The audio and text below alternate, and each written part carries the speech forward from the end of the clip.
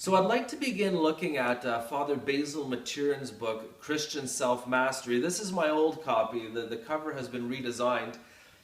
Now, the chapter has, the book has 9 chapters, and the first chapter is on self-knowledge. And it's interesting, Father Basil says that generally, as human beings, we tend to not know ourselves. There's the saying, man is the worst judge of himself.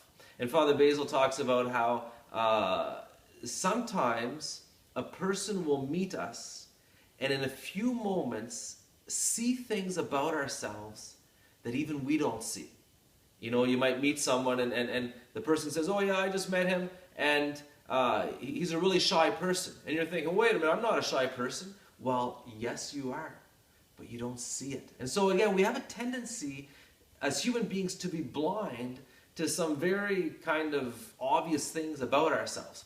And so again, self-knowledge is really important. You know the ancient Greek maxim, know thyself. It's the beginning of kind of wisdom, or the beginning of, to be able to grow spiritually or personally, it requires a fundamental grasp of the reality of who you are. Now, Father Basil also, he warns against the kind of an introspection or a self-analysis.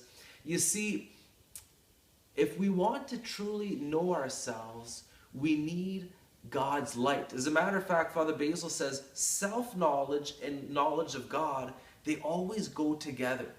You can't have true self-knowledge. You can't grow in self-knowledge without growing in knowledge of God. And there's the Psalm 36 verse 9 says, Lord, in your light do we see light. And so if we want to learn about ourselves, it needs to be in the light of God. Father Francis Frankovich says that introspection is looking at yourself all by yourself. And that's pretty much useless.